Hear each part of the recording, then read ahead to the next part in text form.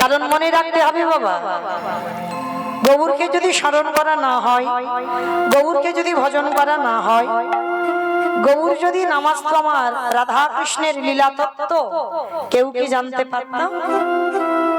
যেমন কালকে বললাম, অদ্বৈত আচার্য গোসাই যদি নামাজতো আমরা গৌরকে পেতাম না, আর আমার গৌর যদি নামাজতো আমরা রাধা কৃষ্ণের লীলা আমরা জানতেই পারতাম না। মহাপ্রভু ৩.৫ জন ভক্ত, স্বরূপ দামোদর, রাই, রামানন্দ আর শিখি মাইতি। আর শিখি মাইতির একটা বোন যার নাম হচ্ছে মাধবী দাসী, নারী মানে অর্ধেক।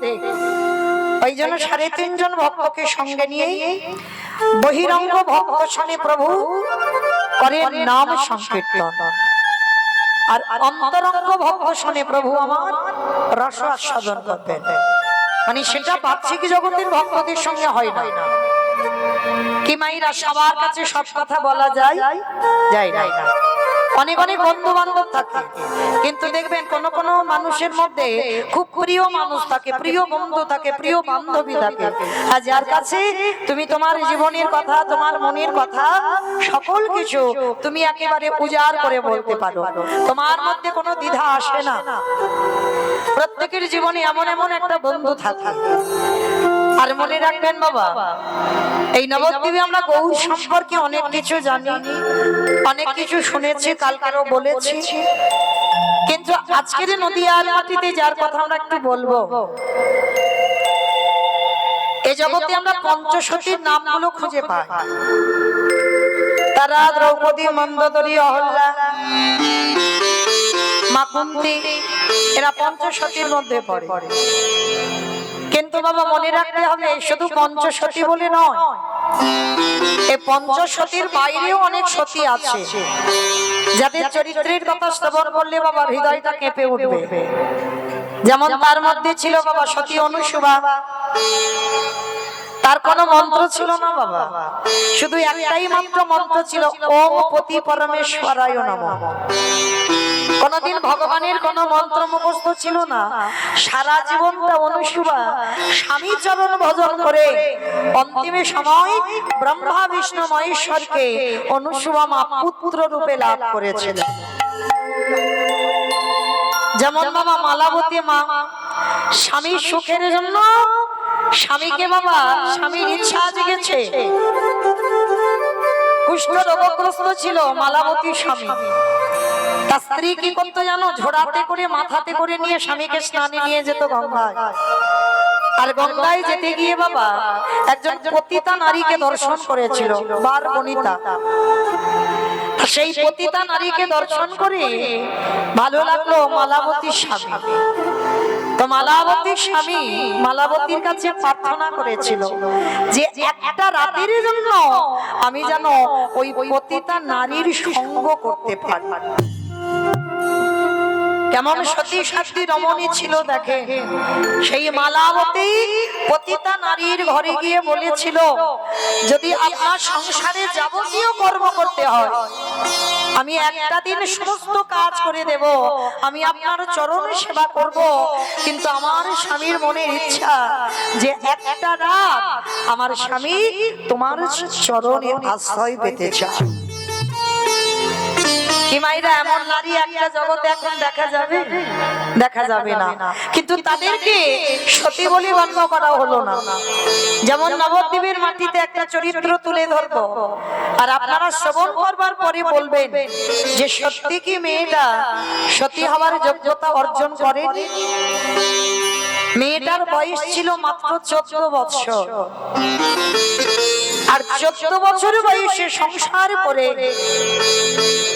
স্বামী হারিয়েছিল মেয়েটা।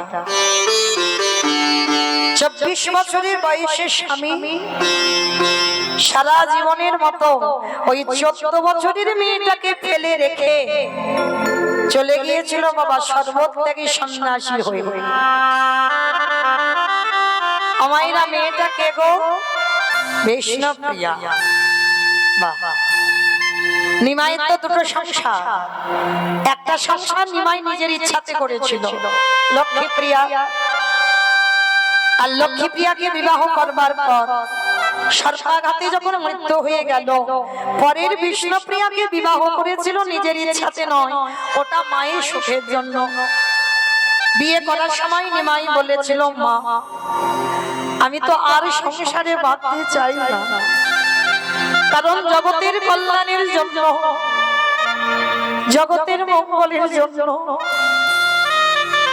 আমাকে চিরজন্মের মতো যেতে হবে বাবা, সর্বত্যাগী সন্ন্যাসী হয়ে।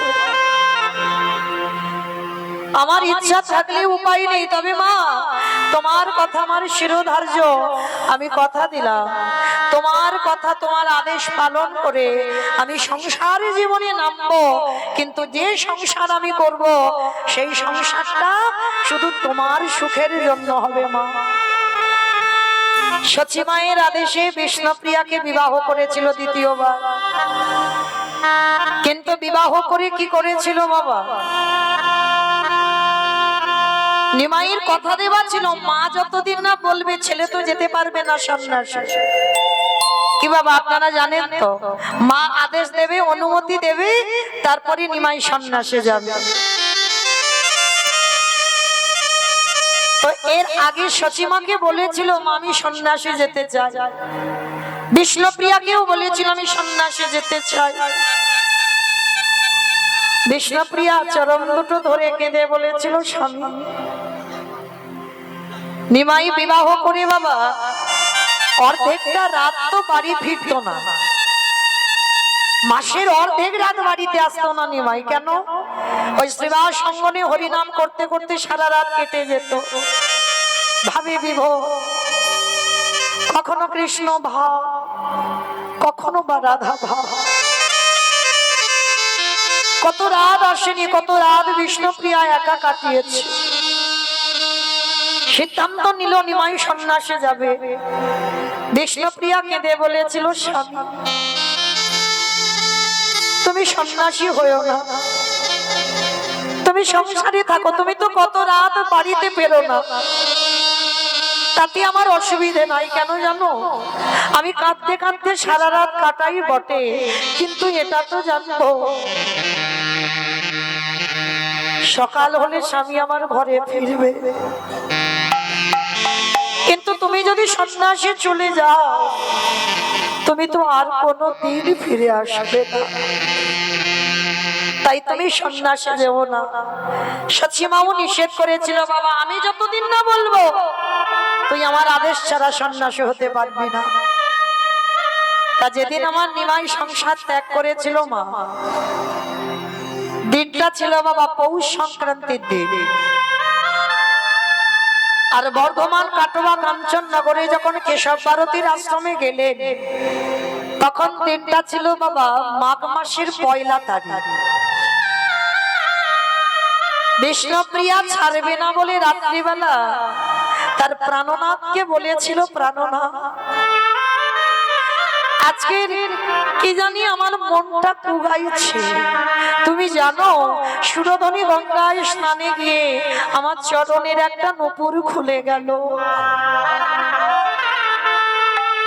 আমার নাকের রেশমটা পড়ে গেল, খুঁজে পাচ্ছি না, স্বামী আমার মনটা কুগাইছে।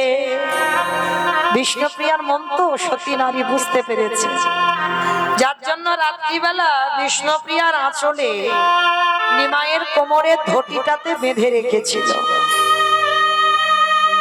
যাতে প্রভু আমার চলে না যায়, কিন্তু ধরে রাখা যায় গো। বিষ্ণুপ্রিয়া যখন কাঁদছে, প্রভু এগুলো অমঙ্গলের লক্ষণ। নিমাই বুঝিয়েছিল, প্রিয়া এসব কথা বাদ দাও, কাল সকালবেলা আমি শেখরার কাছ থেকে তোমার একটা পায়ের নূপুর এনে দেব, তোমার নাকের বেসর এনে দেব, তুমি চিন্তা করো না। কিন্তু বিষ্ণুপ্রিয়ার মন মানছে না, সে জানে কোনো একটা দুর্ঘটনা আজ রাত্রিতে হবে, ঘুমায়নি। আর যখন ঘুমাচ্ছে না, নিমাই মনে মনে ভাবছে, বিষ্ণুপ্রিয়া না ঘুমালে আমি যাব কি করে সন্ন্যাসী, ও তো ছাড়বে না আমায়। কাল নিদ্রাকে স্মরণ করলো, নিদ্রা দেবী তুমি আমার বিষ্ণুপ্রিয়ার চোখে ভর করো, আর এমন করে ভর করো যেন আজকে রাত্রিবেলা আমার বিষ্ণুপ্রিয়ার ঘুমটা না ভাঙে।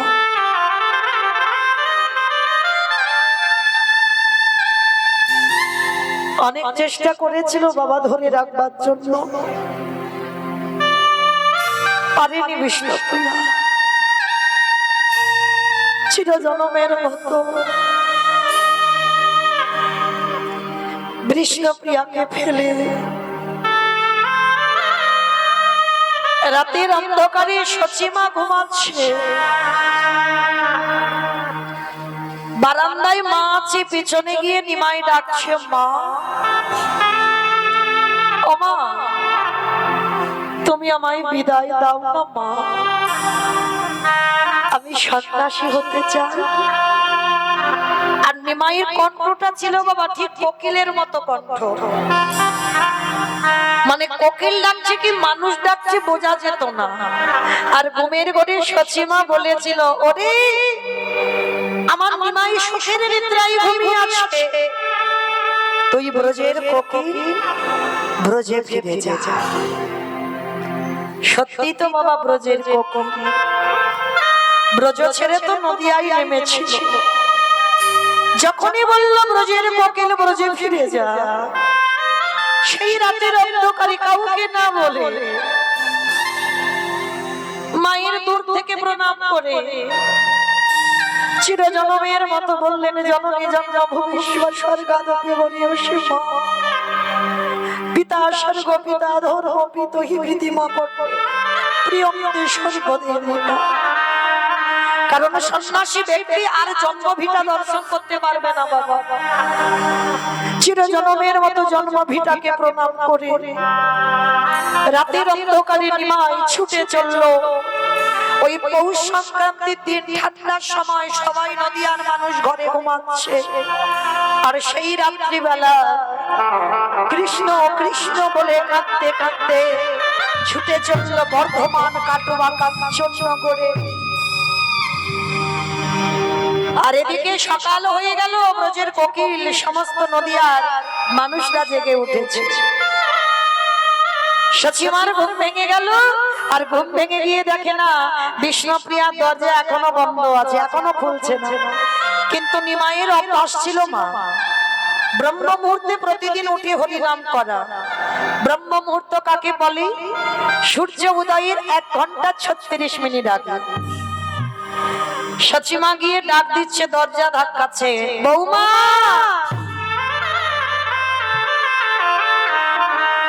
বৌমা,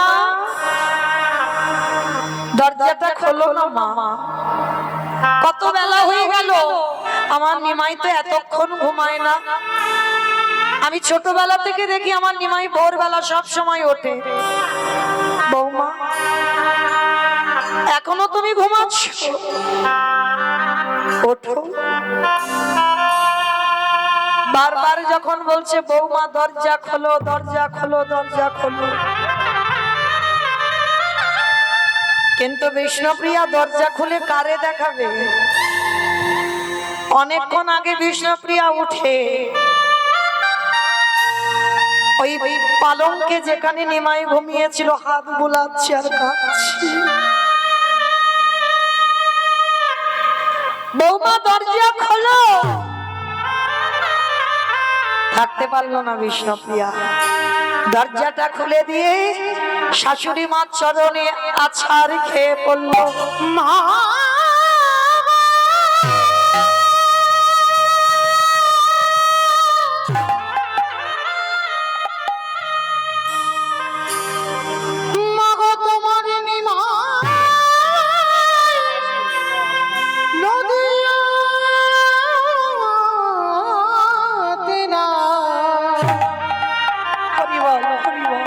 সে যে নদিয়া ছেড়ে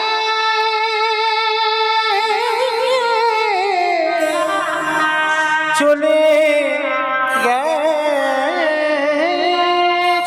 চুপ করো, চুপ করো বৌমা। আমার নিমাই আমার আদেশ ছাড়াও কোথাও যেতে পারে না।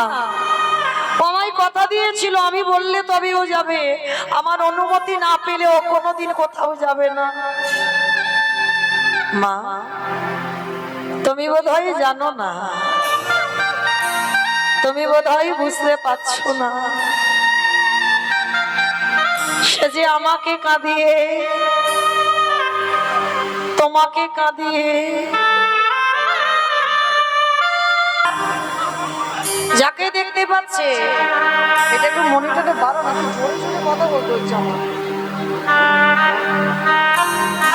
যাকে দেখতে পাচ্ছে তাকে ধরে বলছে, বলো না তোমরা কেউ কে দেখেছো আমার নিমাই কোন রাস্তা দিয়ে গেছে? পাগলিনী হয়ে গেল বাবা। সুরধনী গঙ্গার তীরে গিয়ে দেখছে একটা গৌরের মতো ছেলে দেখতে দাঁড়িয়ে আছে। সচিমা মনে করলো ওটাই বুঝি আমার নিমাই। পিছন থেকে গিয়ে ডাক দিল, নিমা নিমা।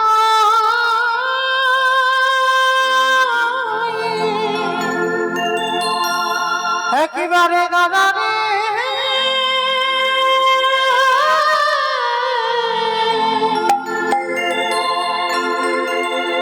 ওরে দেখি তোমারে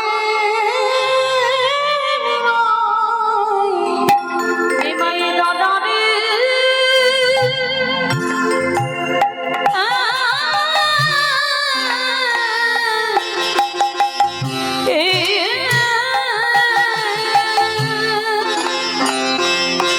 ফিরে আয় নিমাই, ফিরে আয়।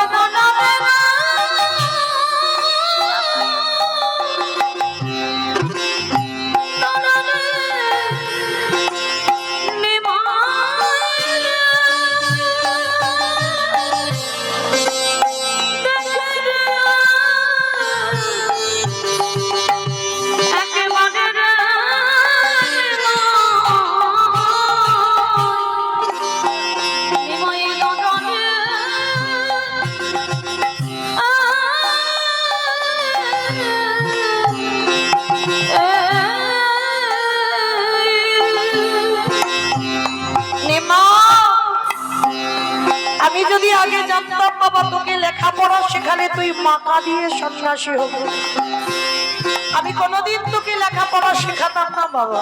আগে যদি জানতাম রে নিমা,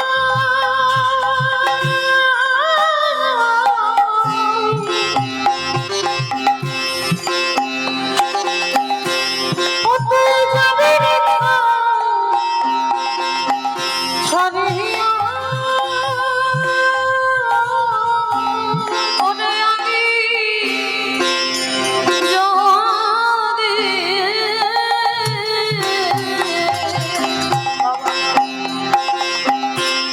জানতাম রে নিমা,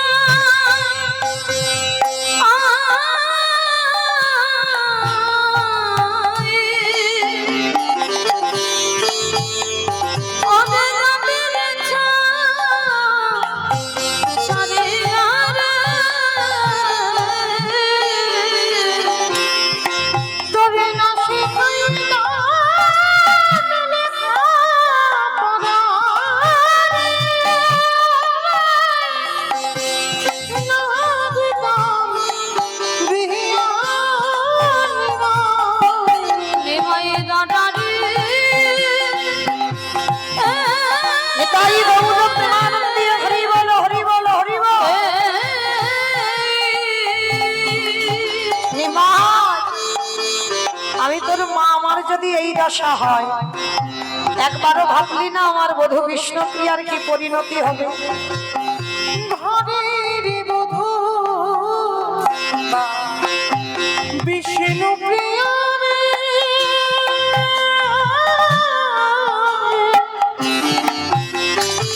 হরি বল হরি বল।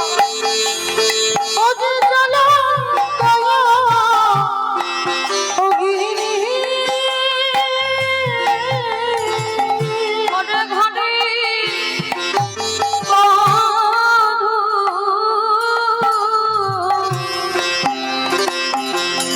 বিষ্ণু প্রিয় রে,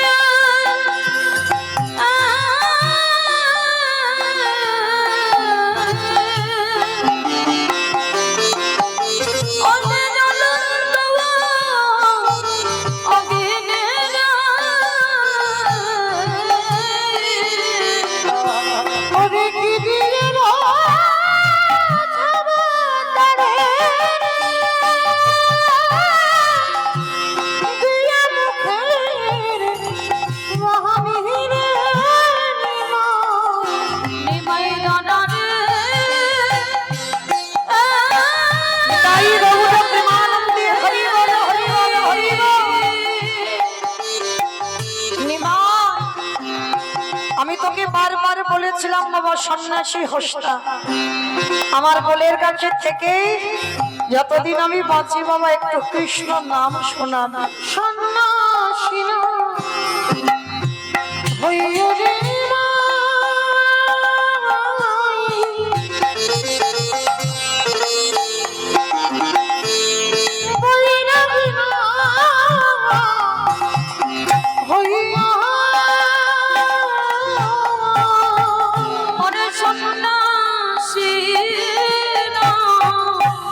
হরি বল হরি বল।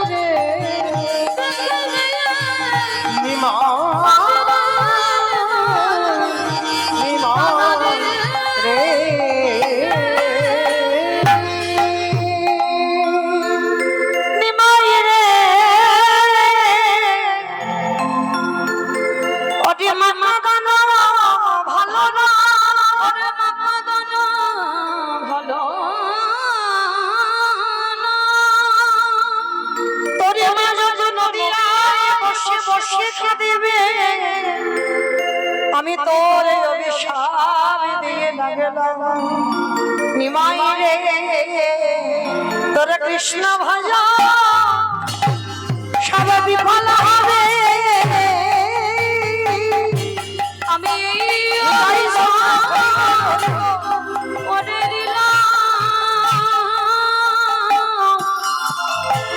ওরে কৃষ্ণ ভজ বিফল হবে। আস্তে তাহলে মায়েরা আজকের মায়ের দশা যদি এমন হয়, আমার বধূ বিষ্ণুপ্রিয়ার পরিণতিটা কি ছিল? নিমাই সন্ন্যাসী যাবার পর একটা দিন বাপের বাড়ি যায়নি মা। যতদিন বেঁচে ছিল বিষ্ণুপ্রিয়া ততদিন ওই শাশুড়ি মার কাছেই ছিল। প্রতিদিন ওই ভোরের বেলা বিষ্ণুপ্রিয়া যেত সুরধনী গঙ্গার তীরে, আর আঁচলে করে মা কিছু ধান নিয়ে যেত। আমরা যেমন জপের মালাতে জপ করি, বিষ্ণুপ্রিয়া ওই সুরধনী গঙ্গায় ভোরের বেলা স্নান করে ভিজি কাপড়ে সুরধনীর তীরে বসত, আর একটা করে হাতে ধান নেয়, 16 নাম 32 অক্ষর। হরে কৃষ্ণ কৃষ্ণ কৃষ্ণ হরে হরে, হরে রাম রাম রাম হরে হরে। 16 নাম 32 অক্ষর বলে আর একটা করে ধান থেকে চাল বের করে। কতক্ষণ? সূর্য পাটে বসা পর্যন্ত। যতগুলো চাউল হয় বিষ্ণুপ্রিয়া বাড়িতে এনে মাটির পাত্রে রন্ধন করে,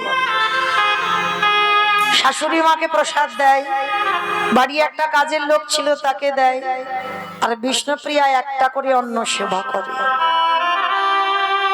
আপনারা বলেন মা একটা করে অন্ন প্রতিনিয়ত সেবা করলে বেঁচে থাকা যায়? বিষ্ণুপ্রিয়া ছিল, বিষ্ণুপ্রিয়ার বান্ধবী ছিল কাঞ্চনা। কাঞ্চনার গলা জড়িয়ে ধরে বলেছিল, শরীরে আমি বুঝতে পারিনি গৌর ভালোবাসলে যে আমার এই পরিণতি হবে, যদি বুঝতে পারতাম আমি কোনো দিন তো তারে ভালোবাসতাম না। বিষ্ণুপ্রিয়ার কেঁদে কেঁদে দুটো চোখের কোণের কাছে গর্ত পড়ে গেল, চোখের জল তো নোনা জল। শোন সজন, ওরে গৌর রতন করে যত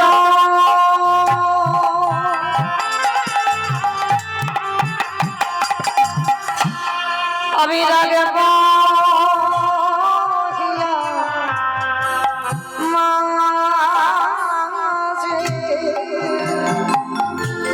ওরে গৌর রতন ওরে জগা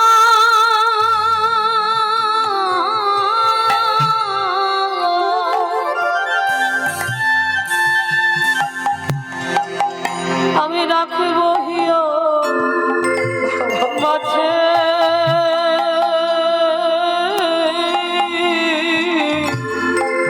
গগরে ভূষণ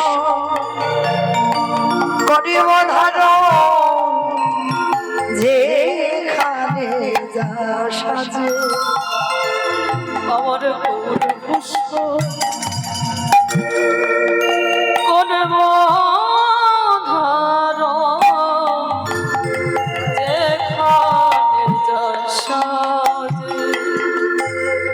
আমার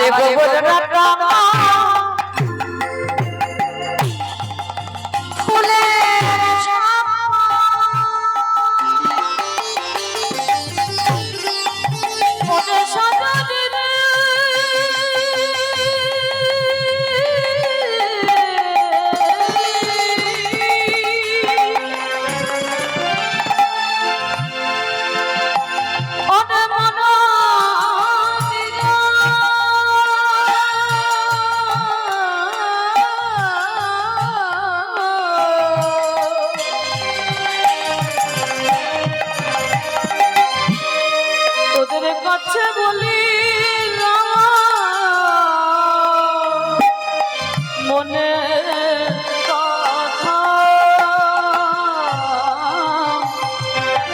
বলে গৌর আমার বলে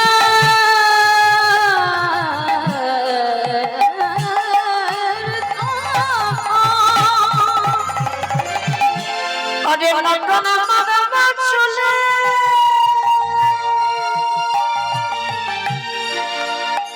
গগরে বলে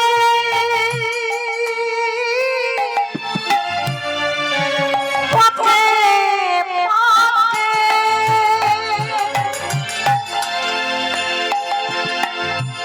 আমি ওই পথে যাব চলে ওই গৌরে বলে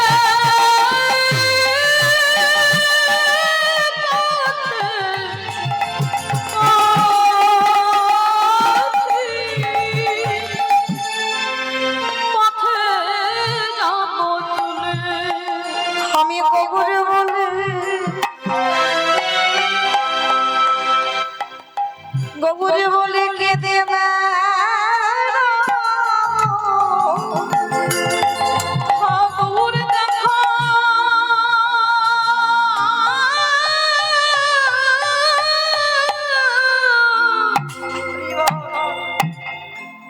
গৌরে দেখো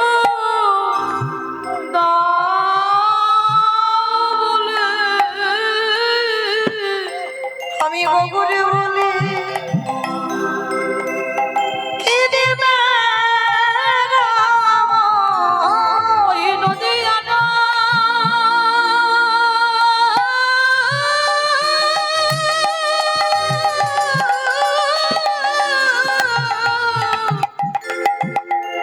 ওই নদী আনা পথে পথে আমি গগরে বলে বলে কেঁদে বেড়াবো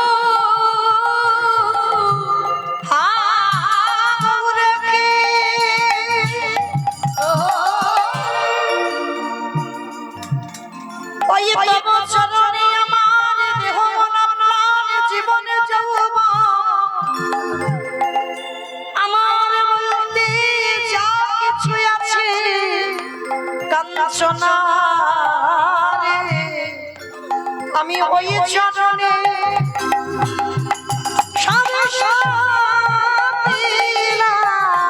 আমার দেহ মন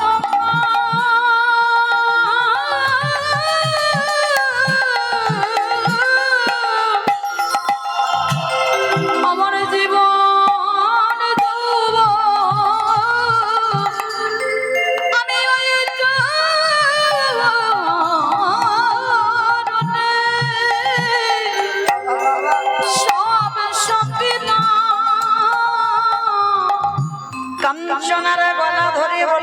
কাঞ্চনা রে, তোরা বোধহয় জানিস না আমি যতদিন আমার দেহে আমার প্রাণে থাকবে, আমি ততদিন আমার প্রাণ না আমার ওই বধূর চরণে সেবা করে কাটাইয়ে দেব।